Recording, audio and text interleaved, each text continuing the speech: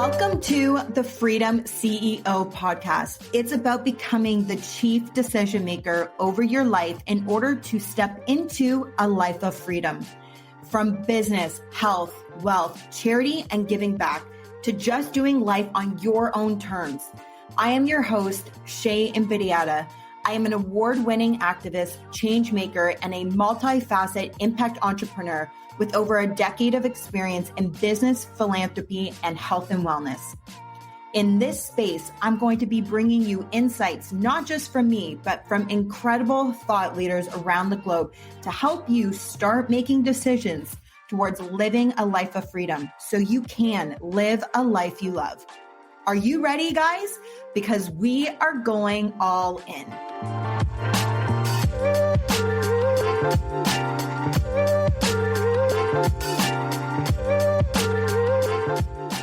When you think of the messy times in your life, what did you do? Retreat and hide, or share with the world what was going on?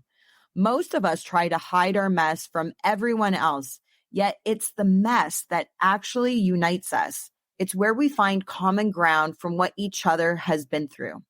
Today, I had the honor to connect with Huda Alvi, who is a real estate investor, founder of The Wealthy Women, and co-founder of a badass women tour company called The Girls Trip. Every venture and endeavor holds women to the forefront, making it her mission to empower women to feel worthy, wealthy, and world-class. Huda and I get into the mess that happens in this beautiful thing that we call life, while still navigating building businesses, creating impact, and financial freedom, all the while discovering who we really are when all of our titles in life are stripped away.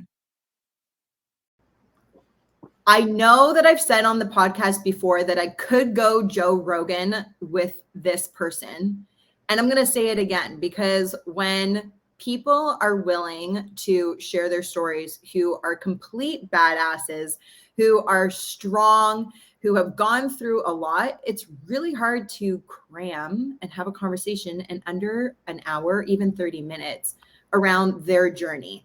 And Huda, welcome to the Freedom CEO podcast. You are certainly one of those women, and I'm so grateful that you are here today to have an awesome conversation. I'm ready to get this started. Thank you for having me. I love it.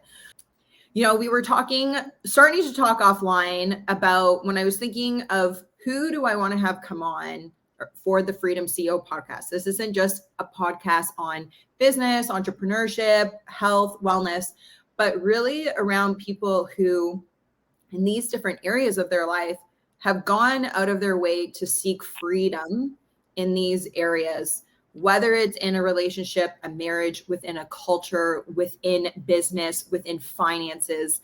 And you come to that top of mind for me as a woman in general that really is embodying what it means to truly be free in all areas of life. And so I would love to talk about your story, your journey. And, you know, the beautiful thing really is that it's not linear, right? It's not just one way. It's not been easy. There's a lot of messiness. There's a lot of hurt. There's a lot of pain in order to come out to the other side of creating this beautiful life. And one for you that I think anyways, like from the outside looking in, embodies this essence of freedom. So let's do it. Tell me. Yeah, you know, I feel like sometimes you get so caught up with the end result that when you brought up the messiness, I almost felt like my heart kind of skipped a beat, because I feel like for the last 2 years, my life has changed so drastically that, and I'm going to say this, like, I'm still getting therapy for this, because I truly believe that, you know, when something, drastic and earth-shattering happens in your life, regardless of the external outcome, it takes a really long time to heal the brokenness and the internal and the inside work. And I'm saying this because I didn't think we were going to start off here, but you said, you know, the messiness, and it wasn't just messy. it was a very, very hard and dark chapter of my life that got me to where I am now, whatever, in whatever sense that may be. But yeah, it just brought me back to that. And I realized there's still so much healing and Mhm. work that I need to do to probably embrace that dark chapter more than I already have. I think I've done the external work. I think I've put that darkness to work for me to go chase my dreams, to never be in that position again, or to, really invest in myself from a mental and spiritual level, which I really, really have, Shay. Like, when we have these conversations, I think it's so easy to be like, well, how did you get here and what did you do? But like, man, like the work that you have to put in when you're like on your floor crying, when there's no hope and you're just so devastated that you not only can't get out of your bed, but you just literally think there's no hope. I've Mhm. been there and I didn't ever think I would be there, but having gone through that, it's just, there's such a deep level of respect for what I've gone through for myself. And I Mhm. think that's what changed in 2 years. It wasn't even just getting into real estate and finance, and all of those things are so great. I'm getting emotional. Um, but I think I've really found respect for myself for what I have been through. And I think that's like the true kind of like the path to self-love, this big thing that we talk about, self-love. Where does it come from? It comes Right. from that messy, that hurt, right? That develops you into who you are today. So I wanted to just say that because when you said that, I was like, oh my God. It's kind of brought back old memories. It's interesting as I hear you say that, you've been able to look at this and respect yourself.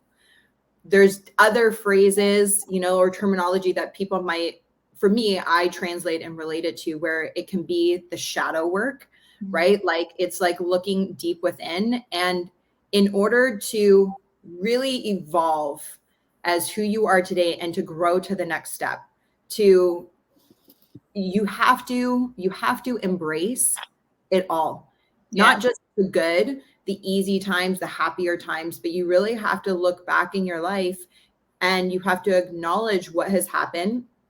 There's a level of acceptance, but not pretending that it's not there. Like that's why I say like embracing what we call like the shadow work, like the darker side, the harder side, the messy side, because it's in the mess, it's in the dark, it's under the pressure that actually the beauty gets created.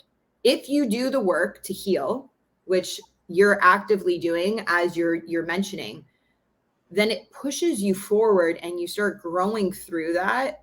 And oftentimes that result is beautiful. I think about diamonds, for example, and how diamonds are made, right? Like diamonds are only as beautiful and as shiny and as glamorous and valuable as they are by going through an immense amount of pressure in the darkness for a very long time.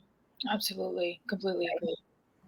And even a butterfly analogy too, I use that oftentimes and it's very real, right? Where the caterpillar going into the cocoon and there's all that darkness. And in that time, you are birthing, you are merging and becoming a whole new being, a whole new entity. And for anybody to come in and help you as you're trying to break out of that cocoon and the butterfly is trying to get out with its wings, having somebody come and help you or help the butterfly get out damages the wings and actually disables them, and they don't have the strength to fly properly for the rest of their lives. That for me is doing that inner work. When you're like in that cocoon, you could stay in that darkness, you can stay in that place, and a lot of people can and do. But I've always, you and I have not known each other for, I don't know, a very long time, but I think I've probably known you for what, like 6 years, I five think years, longer. Yeah. longer, maybe longer. And actually the first time, and this is what I always love when I meet people like yourself, where we didn't meet because of a business relation. We didn't meet because of a transaction or at an event. Literally, like, you sent me a message and we met up to talk about impact, to talk about human rights, to talk about how we can be changing the world and how we could be aligned or collaborate in that together.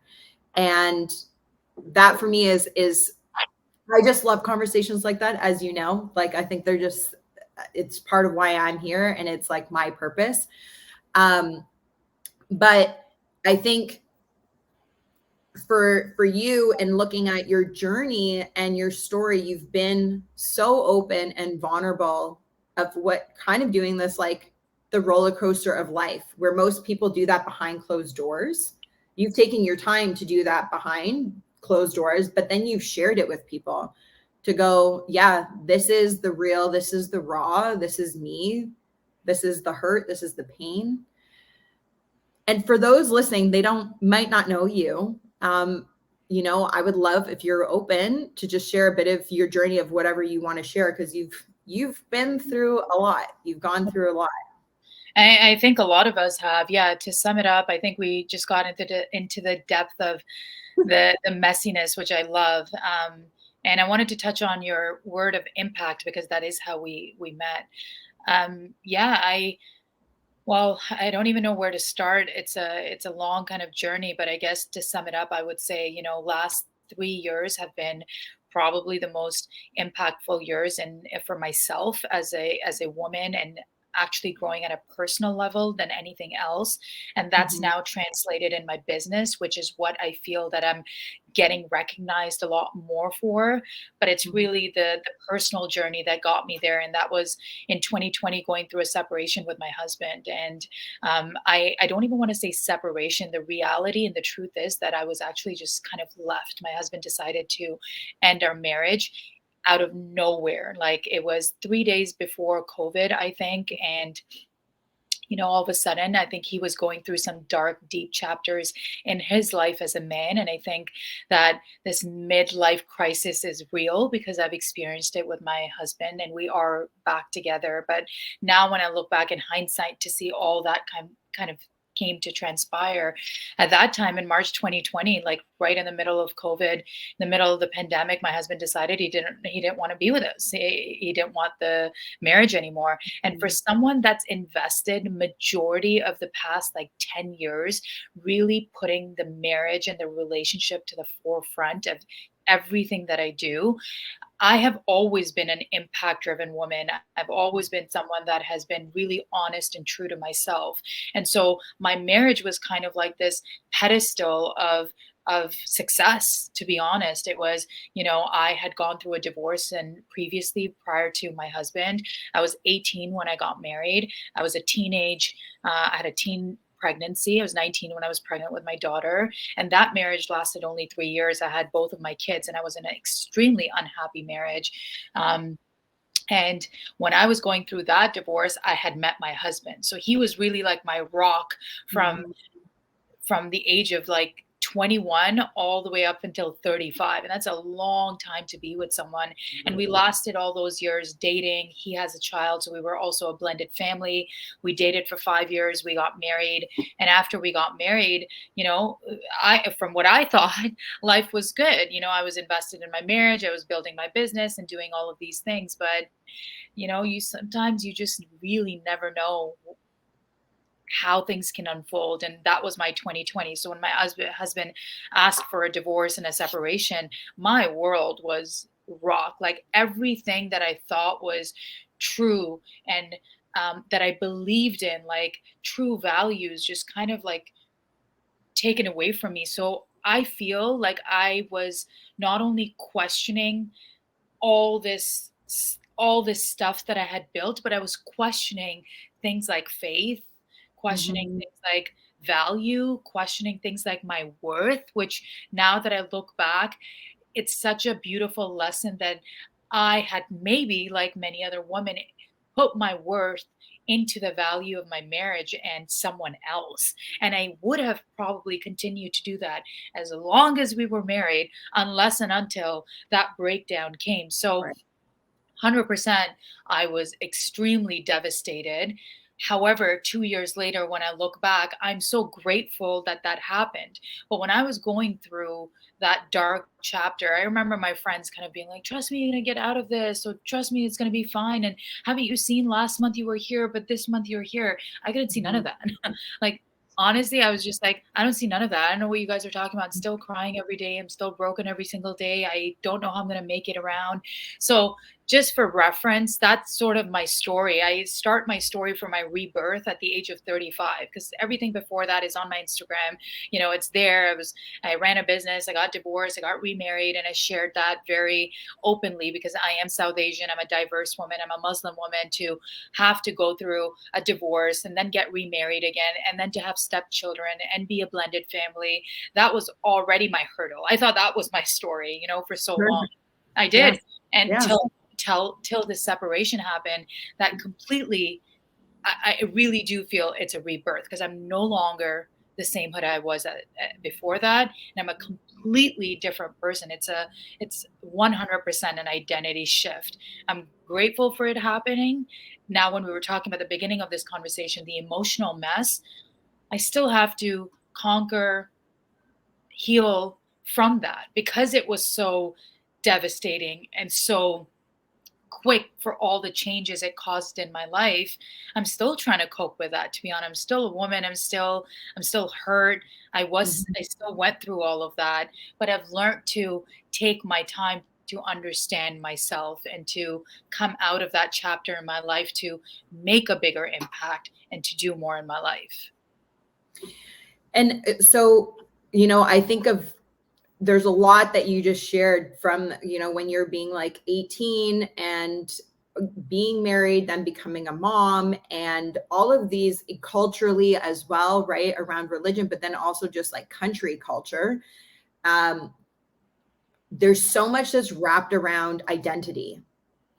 And oftentimes we can be maybe not even realizing it, but either be kind of imprisoned to that or within this is how life is supposed to be. This is how I should be married. I should stay married. I should have this job. I should this, I should that, versus really like, what does Huda want? Like, what do I want?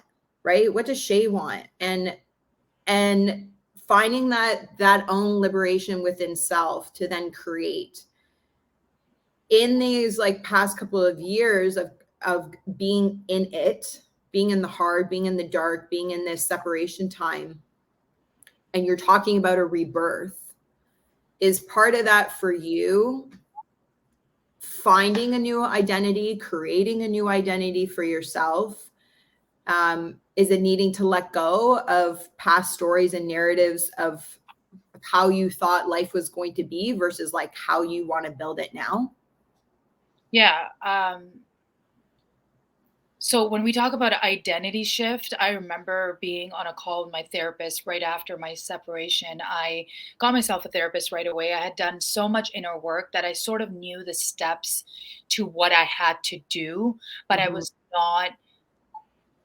I was not embodying it. So in my mind, I was already there. I'm like, okay, I got to get therapy. Okay, I have to hit the gym. Okay, I have to eat clean. This is a new start. I'm going to do it. I'm going to be okay. But my emotional capacity was way behind where my mind was. And I was having a really hard time catching up with what I had to do and what I knew would get me to a better state. I remember telling myself, I'm gonna rewire this bitch. I'm gonna go back and I'm gonna, I know exactly what to do. Watched tons of YouTube videos. I've done so many personal development courses. I know exactly what this is, and I'm just gonna, I'm gonna reverse it, and I'll be fine. Right. Within a month, within 3 months, it took 6 months, 9 months, and I still found myself not just waking up and trying to just live another day without my husband, without my marriage, and this whole identity I created for myself. So I remember my therapist saying that you have a new identity and you don't know it yet, and you're going to have to go find it, actively look for what this new person, without your marriage, without your kids, without your life, who are you without all of these things? And that's when I learned the term detachment and how attached we are to things in our life that make up our identity. my Right. marriage, my Right. husband, my Right. family, my business. But if you remove all of that from you, who are you? Yeah. Couldn't answer that question. Mm.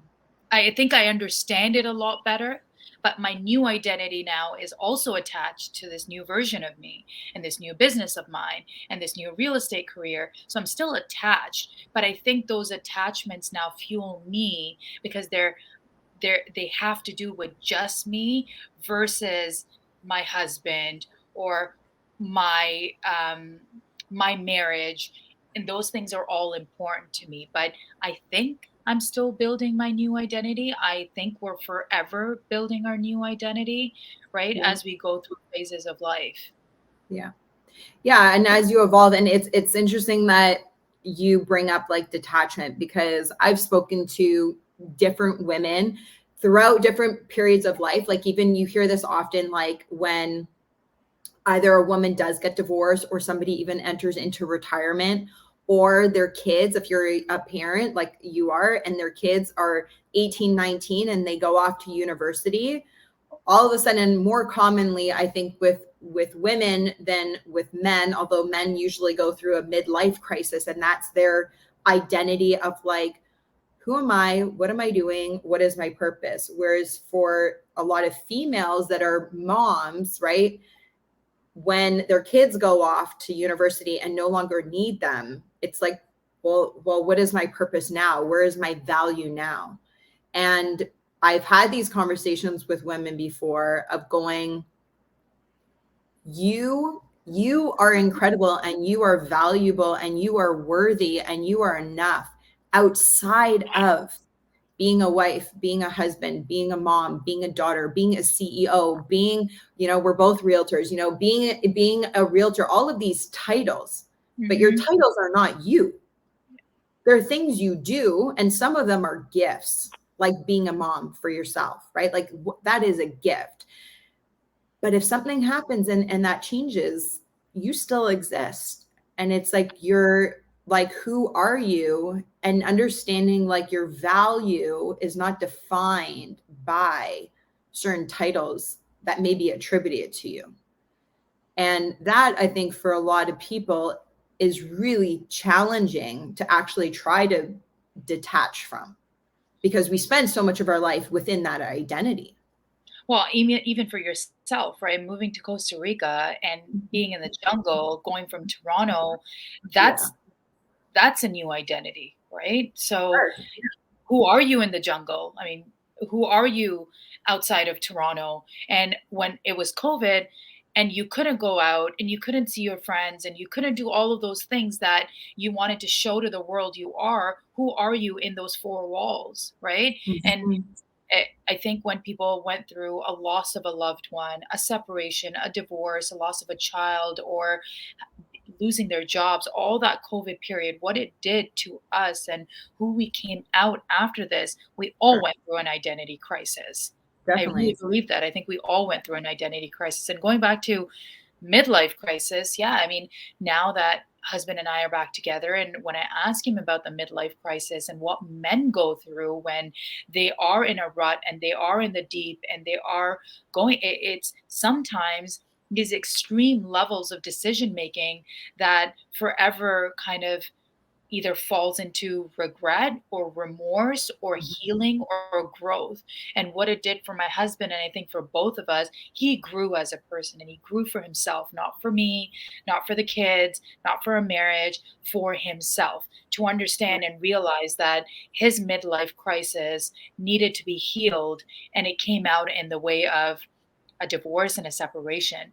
But I did want to point out for the women listening or men listening, I think when you're in a long-term relationship, what I often see and what a lot of my social media used to discuss and talk about before was like this beautiful relationship and how to always, be honest and truthful. So when I lost my relationship, I felt like I was not only not worthy and valuable, but I had nothing to offer because look at me, I'm such a failure. I talked about all these great things, but look at my life, it fell apart. So I kind of just like vanished. I got off all social media. I deleted my Instagram.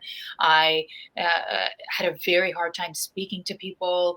I couldn't hold myself at a level of who I saw myself as before. So I never thought I would ever be able to even come close to the person I was before. I just so many feelings and emotions that I've never experienced, like Sure. lack of confidence, the lack of like how even how I looked changes, the way my face changed and my body changed, all of these different things. So yeah, it's so much deeper, this identity that we hold on to. And I'm still exploring and I still want to explore. But when we did get back together and when I did create this huge shift within myself of this new person, our marriage changed and our relationship has also changed. It's no longer what it was before because I think when you stand in front of another person, your parents, your friends, when they can hold you in regard for the transformation you've made, they hold a very different place in their heart for you now because they've seen you grow. And I think that's what happened with my husband. He sees me differently and I see him differently, and I'm no longer at the mercy of just my relationship, my marriage and my husband. I am my own individual person. And it took 35 years to get there. Even though I thought I was independent and free and made my own decisions, I still was attached. And for the first time in my life, I can confidently say, no matter what falls apart around me, that I will be okay. That And it's so beautiful. How empowering to feel that, and messy to go through it, you know. And this is where I look at you and I'm like, I listen to what you're sharing just even today, and I go, how human of you. Like, how human of you. And I think so many people forget that there's so many other people out there that have very similar stories. It's not, of course, identical, but you know, having a life that outwardly, and it's not even that it wasn't. Things literally can change in an instant. You know, you and I mean, even in these past couple of years, we've seen how many people have just unfortunately taken their own lives. And you see on social media and you hear from family and friends that like they seemed fine and everything was okay. Like mental health is a real thing. And it's not necessarily that this is in your circumstance, but I'm just, you know, I want people to understand and hear that it is a human experience to be doing really great one day and you can have life all good and together, and tomorrow can bring something that can dramatically change a situation, whether it's in your finances, within your career, within your marriage, right? Like, and things can happen. And it's when your vulnerability and your courage, real deep courage and bravery to show up on a platform where you have thousands upon thousands of people to share your story, I know has been such an anchor of inspiration to so many men and women. I mean, or should I say that backwards? You speak more, you know, more, I think women are like in your platform, but even men, like you share often about some of the stuff that your husband has gone through. And we forget how human we actually really are. And, you know, and go ahead. Yeah, Yeah. I was gonna say in the last like couple of weeks, for some reason, like you were saying, people have given up their lives, and there's this whole mental health kind of crisis that has come about since COVID, or even before that.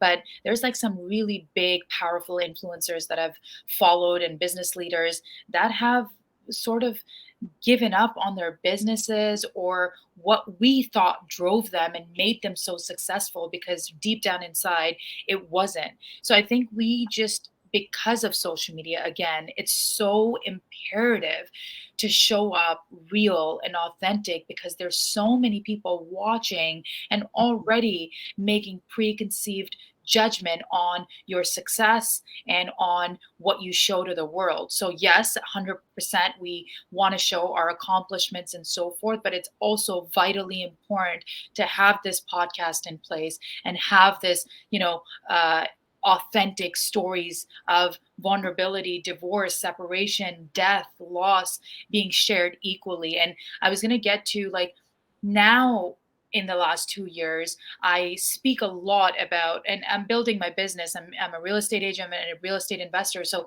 I speak a lot about obviously my story, but how that changed my financial future. And I'm so committed to sharing that with women. But that is like a sliver of my story, because Mhm. that all can, like you said, go away and I can start something else another day, or I can be doing something else. But if it wasn't for that happening, or that instance taking place in my life, it wouldn't have transpired all this. And regardless of what comes, the financial success or the external success, that is just a reward for being yourself, Yes. because it's not, it's a reward of hard work, it's a reward, but those things don't really bring you happiness. They don't, because Totally. they're just things.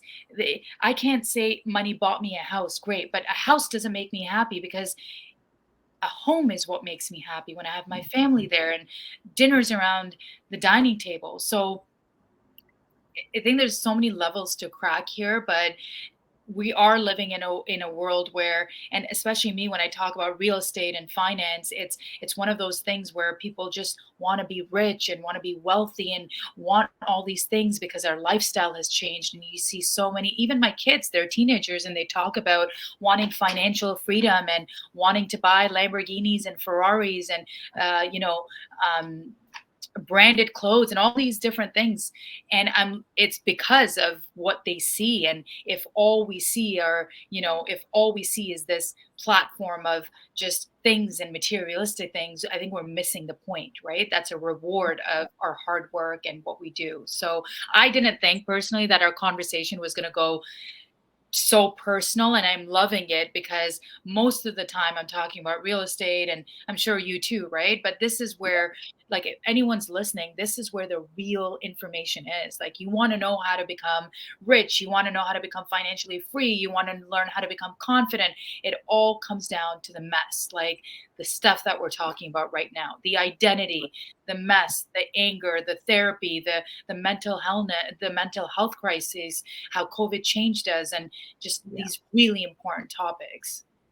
Well, it starts here, right? It starts with you and it starts within. And I say this all the time, like, freedom is not just about having a certain number in your bank account. Yes, money can bring you freedom, but it doesn't bring you happiness. And true freedom starts from the inside, because you might have all of the stability, you might have all of the things, you might be able to go travel whenever you want, which is super important to women like you and me. We both love traveling, and we're going to talk about that too. But if what's happening on the inside, if you don't wake up every day feeling free and from here, you're never going to be happy with what's going on around you. And that for me is part of what real success is, and that's also real freedom, is like waking up every day knowing, like, I'm creating and I'm contributing and I'm building a life that I love by design, and that it doesn't matter the number in my bank account, how it fluctuates up and down, because if it's not here first for me, nothing else matters. Like, your heart, your mind, your soul need to be in alignment first, and then you focus on the outward. Yeah, I mean, let's actually ask, right? How many of us feel free? Like Freedom Mm. CEO, how many of us look free but are not free? Right? We've got responsibilities, we've got bills, we've got relationships that we are in, yet we're still not free because we're too afraid and scared to go out on our own. And I see this a lot because when I started sharing my story, the amount of messages and DMs of women that are stuck in Mhm. this like world of their life that they can't get out of. But I would have never thought, when I looked at them, I didn't even think, right? But the inside, the internal story of what's actually happening, I was shocked. I'm like, but I Mm. thought, like I was just like, I thought you just went here and I saw, yeah, I'm suffering, I'm silently suffering. And there's so many of us that are not free from Mhm. all of these things that are happening in our life. So true freedom is priceless, and it has nothing to do with money. I mean, not nothing. Maybe, I preach this financial stability is really important. At the Yes. same time, it doesn't make up the entire box, right? In order to be free, you need to have the right friends, you need to have the right relationships, you need to be doing something you are actually love. If you hate going into work every day, you need to figure out a new endeavor or a new job that will excite you. So there's so many things that come into this freedom kind of word. There it is. And I as you're talking, I'm going again, it goes back to like it starts like on the inwards and our thoughts and like what we're focusing on. And Nelson Mandela says it best. He lived so much of his life in jail, in prison, without physical freedom. But he said, you will never be able to take my mind. And as long as I have my mind, I live every day free.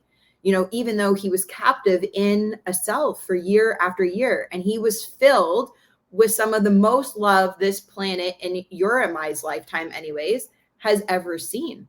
And look at And the impact he created in a jail exactly. cell. Like, Yes. Yes. And changing the nation of not just like the country of South Africa, but Africa in general, but how that's had a ripple effect on the world. And he's a very, I think, good, tangible example for people of looking what it actually means to be free with yourself first. And it starts in the mind, what you're filling your mind with. What music are you listening to? What are you reading? The people that you're listening to, right? You talk about the circle of friends, the relationships that you're in, you cleaning up your own house internally.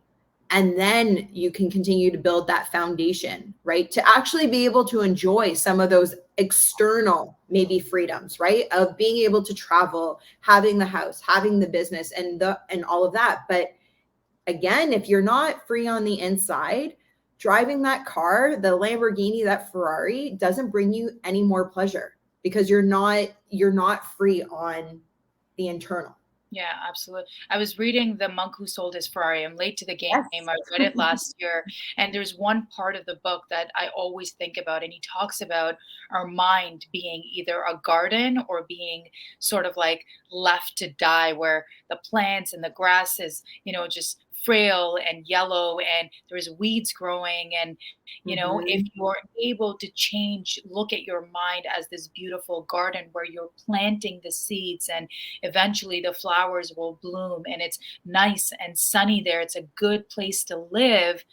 And you're living in your mind 90% of the time. So if that place is not a good place to live, you have to change, like we talked about, you have to change this, right? It all starts from here. So, yeah.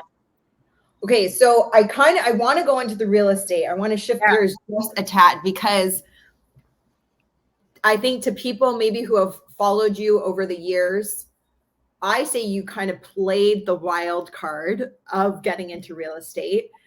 But when I look at you, I'm not surprised that you did get your license. As you know, I've been in the industry for a long time. I've been licensed for over 12 years myself, and my father's been in real estate for 38 years. So like I've grown up in it. And everyone is getting their real estate license these Yes. days, right? Like I feel like 5 out of 5 people are a realtor, and that's not a literal statistics, but that's kind of what it feels like, especially to somebody who's been in the industry for a long time. I think people get into the industry for all kinds of wrong reasons, and they also have a lot of misconceptions around the industry of how easy it might be, how quick it might be to make money. And so I often will tell people when people ask me, oh, I'm thinking about getting into real estate, I usually tell them, don't do it. And I'm not sure if I said this to you when you and I sat down in Costa Rica, but You did it. You did it. yeah, it's a very real thing that I say to people for many different reasons. It's neither here nor there right now, but you played this wild card. And although I was surprised, I looked at it and go, yeah, it makes sense. She would be really good at this. And before I tell you why I think you would be good in the industry, I would love for you to share why become a realtor. It's not easy as you're learning, but why? Why did you want to get into the industry? Freedom, Okay. uh, impact, Mm-hmm. and to help myself. I I got into real estate because I was so um I felt like I was just so oblivious to the real wealth of this world, not just monetarily, but like the education, why why the state of the economy matters, why the dollar matters, why the politicians matter, why are we living the way we are? Why are some people rich? Why are some people poor? What is the middle class? Like I had all these things that I didn't learn in school. So when I got a taste of it, I just felt like I was learning this new information, downloading all of this stuff that I just never knew before. So the difference was I was very passionate about that information because I wanted it for myself. So Right. when I learned it for myself, I was equally as passionate as providing it back. So I never became a real estate agent that was really gung ho and trying to sell people real estate.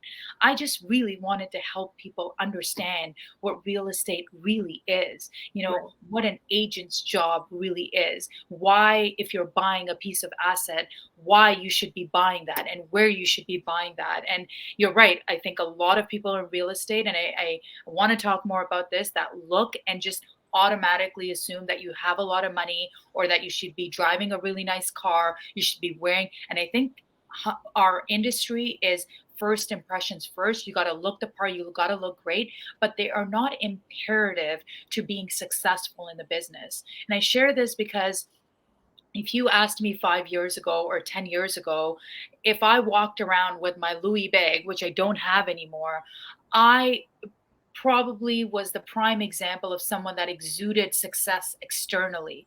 But internally, we were house poor and we went through a separation because of our financial difficulty. So Right. look at how far those two things are.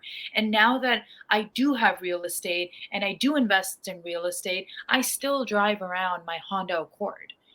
If Right. you asked me 5 years ago, it would have been so different. So my mind has completely shifted of what wealth and money is. And real estate is one of those industries where so much of the focus is on sale and transactions that if you truly want to be successful at real estate, you got to start understanding what real estate really is and what it does and why it's important, because then you can go and share with people the knowledge that you know. And Right. once they start knowing that you understand things and you know things, you're not just there after the sale, that's what's going to make you successful in the industry. And when I started, I became an agent because I really enjoyed learning all the information. I didn't care for, I mean, sure, it was the freedom to, I can make whatever I want, but how many real estate agents make a lot of money? Not a lot.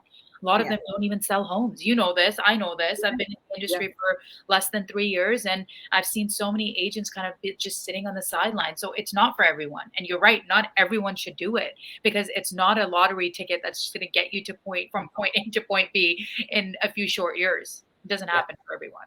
Totally. So, okay, let me ask you, because you've said this a couple of times around what is real estate. And I would love to know, like, what is real estate for you? What does it mean? Like, what is a realtor to you? Well, they're two different questions. Real estate to me is just freedom. Okay. It's bypassing what they've told us how to live, how to grow up, to go get a job, to save that money, to go get a pension. And my husband's a government employee. He's a firefighter, so I see that. And they've told us all of this and it makes sense, but why are so many people seeking that freedom lifestyle now? Why are so many people having that 9 to 5 and starting side businesses and side hustles? Because we all want freedom, and that freedom is not money, it's actually time. That's our biggest currency that we're exchanging. We're exchanging time, right? 100%. So Yeah. that's what real estate to me is. Realtor is an opportunity to help someone understand the value of what they own and how much they can do with it. That's where I like love talking about with people. Well, I mean, I wouldn't disagree with anything that you just said. To add to that, though, as well, I think real estate along, and I mean, freedom, it's wrapped up in this, but I want to just extract this a little, is not being dependent, right? There's this codependency. You're just what you just described around pensions and government and 9 to 5 and a paycheck. These are all conditioning systems to be complacent with what really the system will allow you to live and how you can live. Because within those parameters, you can only afford a certain amount and quality of life. You can afford to live in a certain place, and you're confined to these parameters. Now, there are people, and I'm sure you guys are doing this, like with your husband, that could be quote unquote like in the system in a traditional job. And if they're wise and start to learn around financial literacy and how money operates, you can still be in as a firefighter and grateful for his service. Like, you know, that's an amazing job to be doing, and also for the community. But you can be taking that and having your money start working for you and investing that. And if something were to jeopardize his job, compromise his job, if he got sick, you're now not in a position where you're dependent on the system that is holding you or feeding you. So real estate for me also expands into that, not just like the freedom component of financial freedom, but then it's this dependency, this independent that you create for yourself. Yeah, which great point. is that generational wealth as well, right? That gets passed on. But I think oftentimes when you hear financial freedom, even generational wealth, people just think money. But it's like, yes, and that money allows you to do everything I just said, but really breaking that down, going, I'm self-reliant. If something were to happen tomorrow, like to me, you know, to my partner, we have other ways of having money, making money, and having our money work for us versus trading our time for money as well. Yeah, you're so right. I mean, and Robert Kiyosaki talks about this all the time, right? The idea of the codependency. Yeah, that you're dependent. They make you dependent on that paycheck Mhm. because it pays your bills. It gives you. They don't want you to go out there and do all of these things, because then who's going to work and who's going to kind of follow? But if you are, and I think a lot of this generation is kind of after that, right? Like, we are so much more poised for greatness now because of the information and education and conversations like these, where Mhm. wealth and generational wealth, these terms are not necessarily associated with money. They're actually, like we said, associated with freedom. How do we get there? How do we have that job, but still make sure that we have some sort of passive income coming through? And more people want to leverage that. They want to learn more about that. And I think real estate is that perfect avenue to kind of educate yourself on, so you can start learning all of these little things so you can have more freedom. And my father's had a job, my husband's had a job for a long time. I think jobs are great. They give you the base start of how to learn from the big guys, and you need that job. Like, even in our relationship, my husband has a job and I'm the entrepreneur, so it works. And that's majority of the makeup of this community where we live, right? Most people Mhm. have Mhm. work, but they're still constantly sort of starting side projects, side businesses, online money, so that when they decide to let you go, or 20 years from now they take your job away, what are you going to do? You have to Right. have a safety net, Yeah. right? Or shut off your pension, because that is a real situation that is happening in Canada that a lot of Canadians are not aware about. They're And literally they take talking half your about, pension too yeah, when you retire. exactly. Yeah. So then it's like, then what? You know, like even I think of people our age, never mind like, you know, my mom worked for Air Canada for 25 years. So my mom has a pension. And I keep telling her, I'm like, you need to literally deplete all of that, because they're talking about turning off that switch. Never mind people our age or your husband's age that are still paying in. But what if when your husband's my mom's age, that might not even be there, literally. So it's like cool that you have this cushion right now, but you have to start thinking about other ways of how your money can be making you money right now versus sitting in a savings account. Because at 1%, barely 2% in the bank, versus taking that money and investing it and making money right now, that's the retraining of the brain that they don't want you to do. Well, I was just gonna say, like, how long I remember from the time I grew up till now, like even my parents, the concept of saving, look how much they brainwash you. Like, there is no such thing as investing. It's this new word that's been popping up for the last 10 years when people are like, don't save, invest, invest.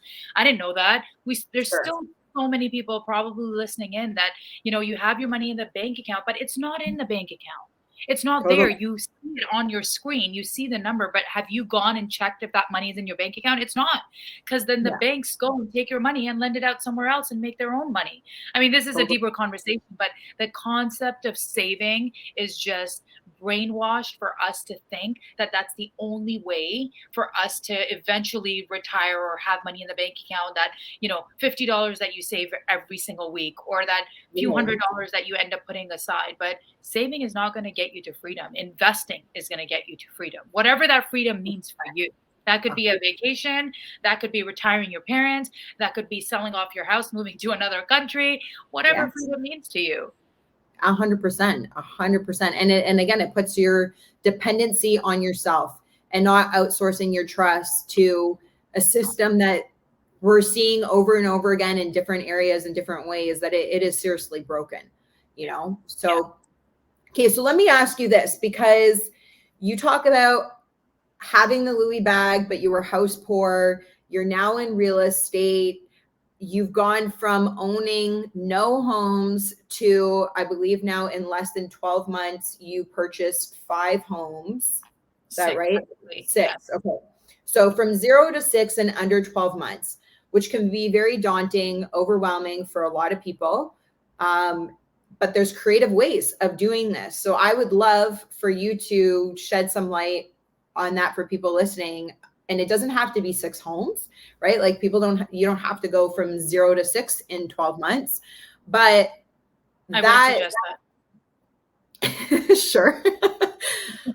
But that journey, that concept of going, like, we were house poor and now I have 6 properties and I did it in a very short period of time. What was the secret? What were you doing? Or how did you do it? Oh my God. The power of investing. That's all I can say. I didn't save my money. I took little bit of money that I had after we sold our house after the separation, and I invested it back into real estate, which was my first pre-construction property. So a couple of things. So number one, partnerships. Okay. You can't do it alone. I didn't have the money. So creative ways. People ask me this all the time. How did you get to 6 properties? What is the secret? What should I be doing?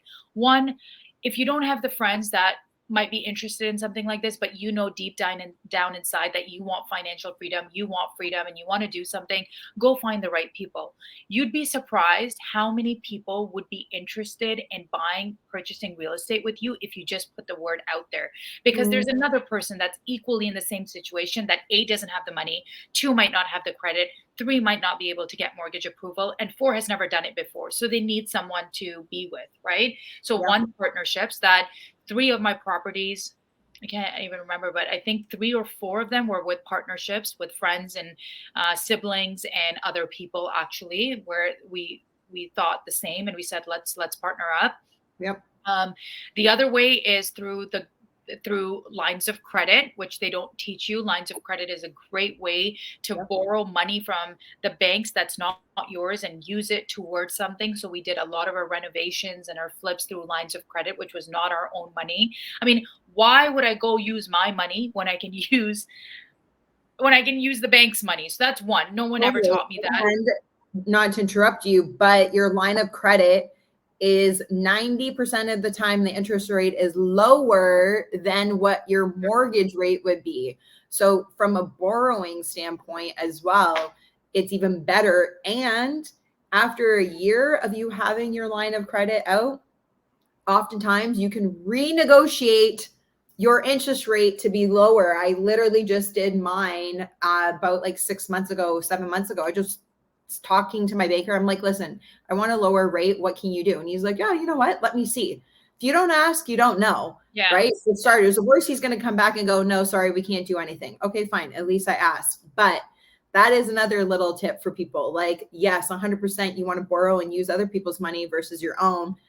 But it's also going to be cheaper than if you were to go and get a mortgage out on one of your properties, taking out like a second mortgage, right? The line of credit is usually a lower interest rate. And what they also do is you do a good job keeping up that line of credit. You take out money from there. Let's say you go and renovate your property, then you put the money back. They see you doing that, they'll give you more. They'll give you Totally. more money. And Yeah. having that kind of, credibility with the bank and these lending partners that we talk about that I never knew what the relationship was. Like Shay, when I'm telling you I didn't know what interest rate was or what, inflation was or what a mortgage, like my husband dealt with all that. I had no visibility in it. I didn't care for it. I didn't want to learn about it. I didn't know about it because it just seemed so daunting. But now that I do know it, one of my goals and mission is to teach this like basic education that we should all be given in school that Yeah. we're not, so that we can get better. So yeah, going from 1 to 6 property was through partnerships, was through lines of credit, was through borrowing loans from the bank.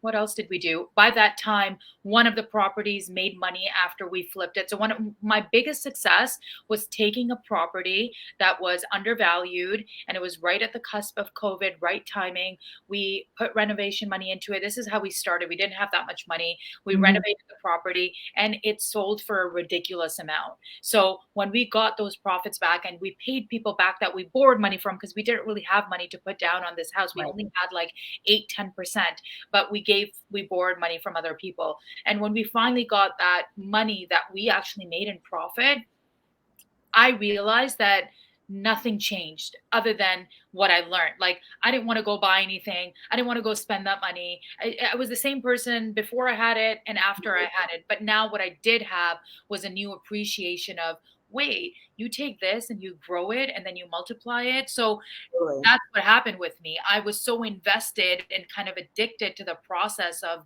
growth and real estate that I just wanted to take that. And right away, I bought the second property with it. Then I went and invested in a third property and then invested in a fourth property, went through an aggressive savings plan.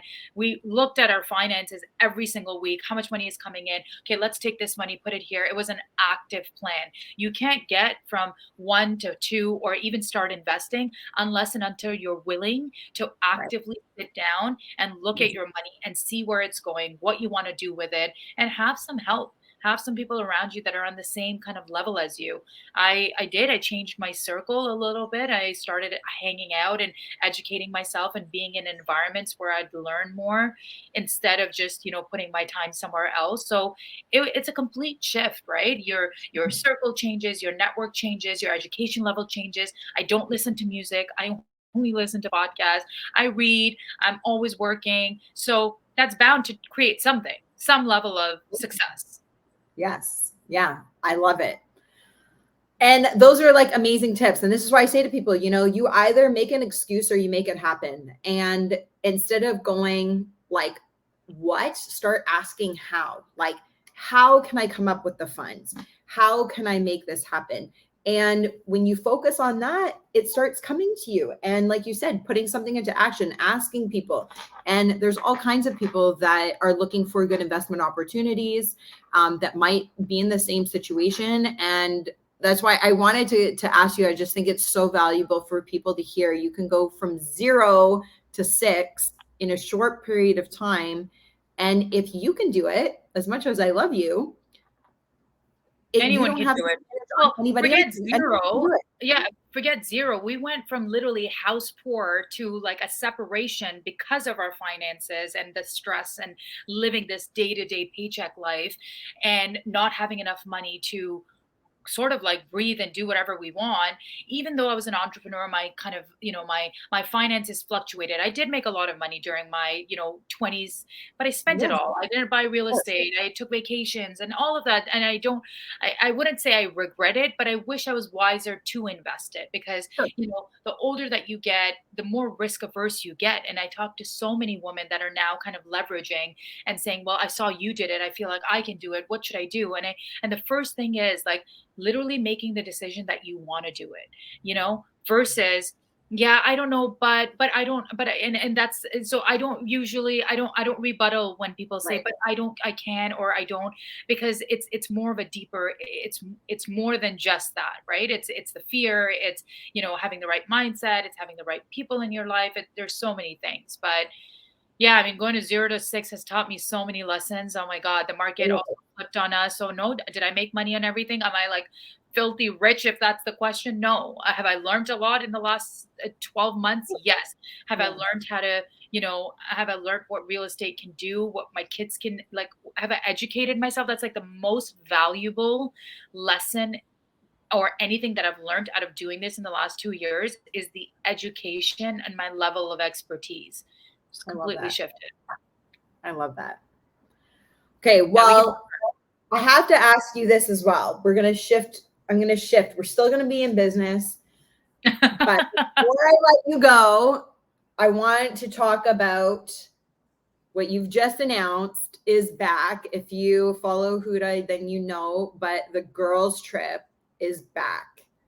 And you're on here, so I don't need to explain what it is. I'll let you share what is the girls' trip and why are you bringing it back? So I'll tell you our elevator pitch. The Girls Trip is a badass female tour company that allows and empowers women to travel to bucket list destinations through a payment plan. Yeah. We started the company because we pay bills on a monthly basis. We have liabilities. We pay for our car. We pay for everything that most likely doesn't make us too happy. But paying for a vacation on a monthly basis, making it financially accessible to women, and empowering them to see the world more so then in turn they can be more powerful beings has Yeah. always been the forefront of the girls trip. We did 8 trips before COVID to Bali and Peru and Morocco and Mexico. COVID shut us down for a while. We went through our own pivots in our life, myself and my sister. I went to real estate. She had both her kids. Life went on. COVID left. Women started coming back. Are you starting? Are you starting? We want to travel. We want to travel. And we said, we have no choice. We got to bring it back. I know Everyone's this. asking for it. What could be better than that when people are asking you, right? So we started the company. We said we can't just let this go. It's a business we started to create experiences, which is what another element of me is like I love. Since I've discovered myself, I wholeheartedly like to make myself happy, and I find joy in bringing happiness to myself. I like to travel. I like to eat. I like to do these things, little things. And travel is one of those things that I think just makes all of us really happy. Looking at a sunset, you start thinking about what you want in life. You start changing your mindset. You meet someone new and you watch and you hear their story. You come back a little bit more grateful. You eat a little bit healthier when you go on vacation. You make that acai bowl because you want to take care of your body more. Travel just changes you, makes you It into a better. does. Well, you'll appreciate this. One of my absolute favorite quotes in the world is, "The world is a book, and those who do not travel only read one page." I love that. And I think it's Augustine that says that, but it's true because you're only getting one little sliver, and it's not just about the experience, it's also what you learn. Some of like my greatest teachers have been being in Israel for 3 weeks or going to India. I've been to India twice and to many different parts, and the things that I've learned culturally and religion and food and geography and even just demographics, right? Like within India alone, it's so diverse and different.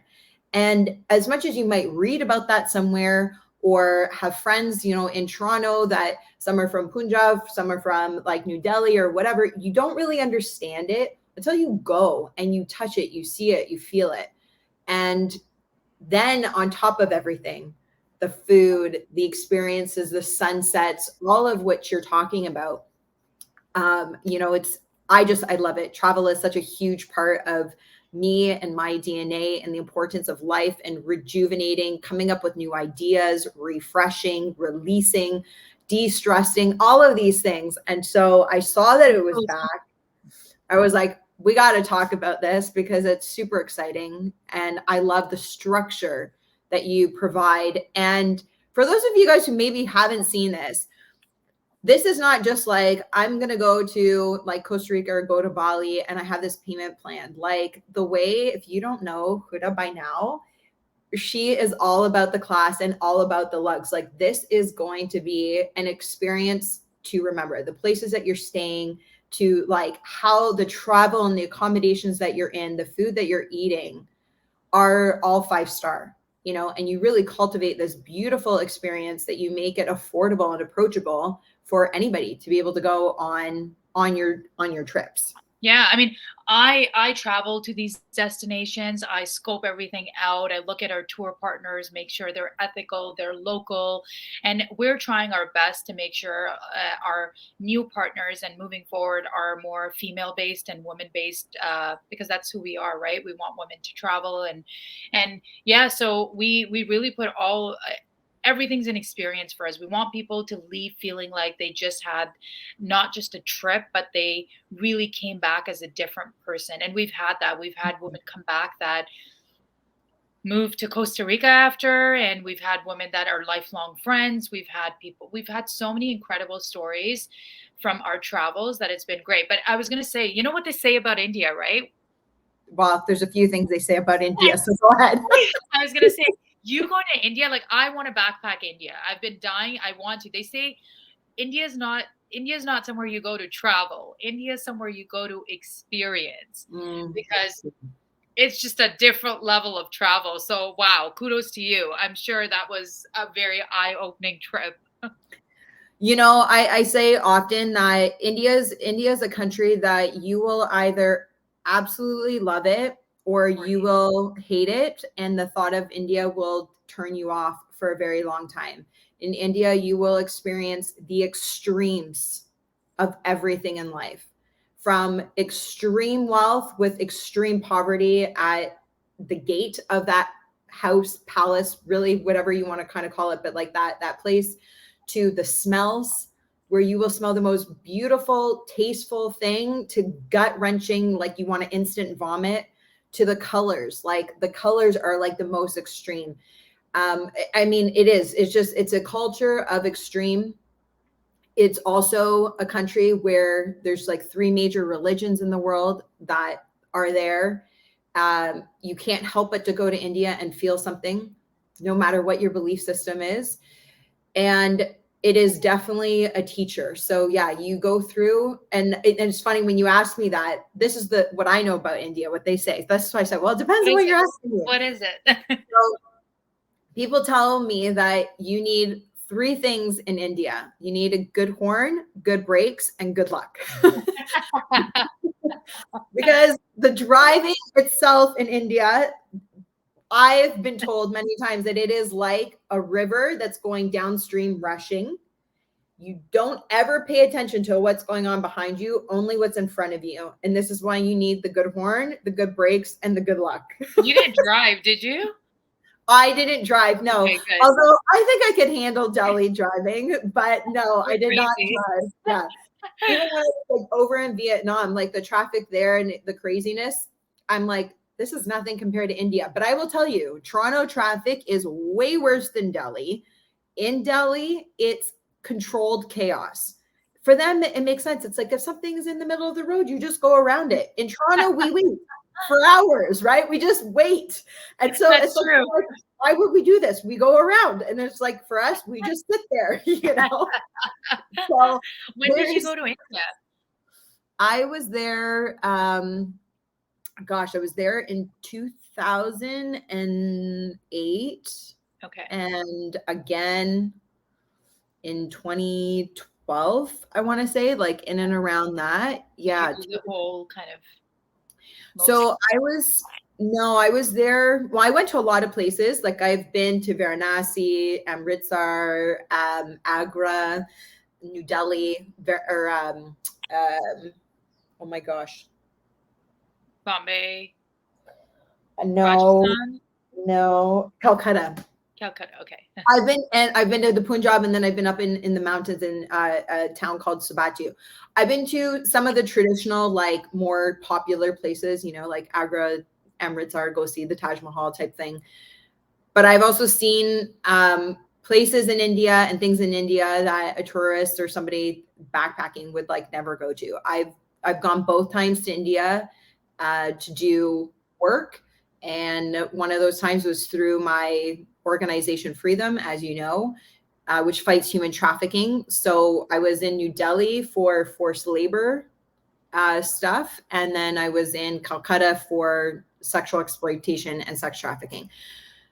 So I've seen the hard, I've really seen like the ugly side that every country has, right? We all do. Canada, the United States, like India is not the only country that has this issue. But I've also seen like the absolute beauty of India. I actually wanted to move there after I went the second time, even on that trip, going and seeing what I saw. I wanted to move to India. I came back and I told my parents, and they're like, "Are you like crazy India now?" Yeah, Are you out of your mind? Literally, I'm like, I love it. And it was the people. Like, I love the people. I love the food. Like, I could eat Indian food almost not every day, but most days. I love Indian food. But it's such a teacher. India will, if you allow it, it will teach you. I was reading the Gita while I was there the first time as well. I was doing that through my university at the time. I have a degree in religious studies, which not a lot of people know that about me, but I do. Yeah. So I was reading the Gita, while I was there, which was really eye-opening, and I saw India through a different lens than if I were to just obviously go there and kind of just go travel around. So anyways, when you're gonna go, you let me know. I will give you some tips. Maybe I'll even come with you. Who knows? Yeah, honestly, that's sort of like, it's on my bucket list. Specifically, I want to backpack through India, and I want to see. And my mom's from India. My grandma is from India. We just never went to India to really see, like you said, for it to be a teacher, and for it to really, for me to really experience everything that's there. So there's a lot there emotionally, and I want to see my own. Like, I've traveled to so many different countries, but I think I want to explore my own backyard and see where the roots are from and where we come from, and all of that. So it'll be a special trip. It's not on the girls' trip yet. We had I remember when we started the company, we had India on there, and right before when we were planning it, COVID hit. But let's see, hopefully one day we can add that destination. But yeah, the girls' trip is super exciting. It's my baby, I guess I can say. It's a part of my business, and something that I truly love doing, that brings me so much love and support and community. And a big part of my life is traveling for those reasons, is to experience something new, to keep up with feeling like there's more to this life, and there's more to this world. And travel does that for me. It keeps me grounded, when I'm too busy or too stuck on something. It allows me to kind of settle down, and I invest in it. It's an investment. I love it. Okay, well, those listening who are interested in checking out the girls' trip, where are you guys traveling to this year? What's the lineup? So we're coming to you.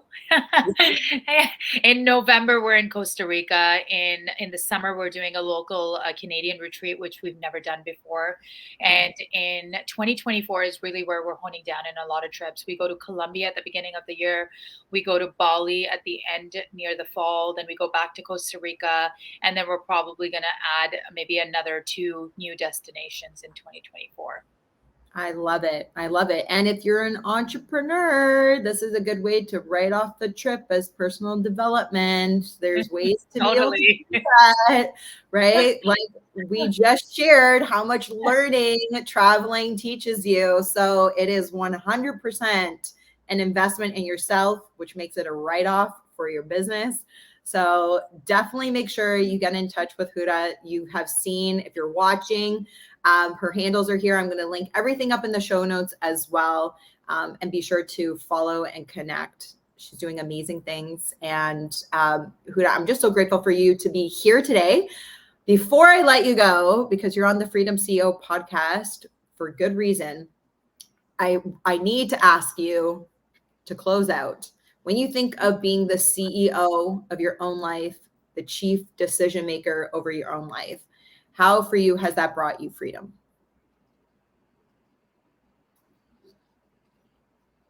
I missed the last part. How, what? How has that brought you freedom? Given me the time to chase my dreams and not let anyone tell me otherwise. I love that. I love that. Thank you so much for being here today. Really, really appreciate it. And I know we're going to have you back at some point because there's so much more to be able to unpack and all the good stuff. I'm so grateful to be here, Shae. You're doing an incredible job, and I'm really fortunate and grateful that I get to be one of the first few episodes of this incredibly amazing, successful podcast that you'll have. Thank you. Thank you.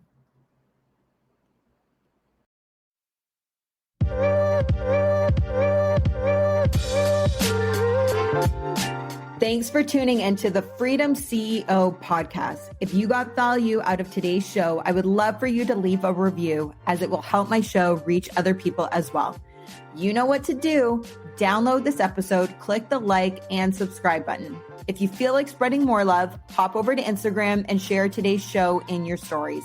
Remember to tag Shae and Huda and the Freedom CEO. My DMs are always open, so drop me a line. I'd love to connect. Until next time, keep owning your decisions to live a life of freedom. Live a life you love.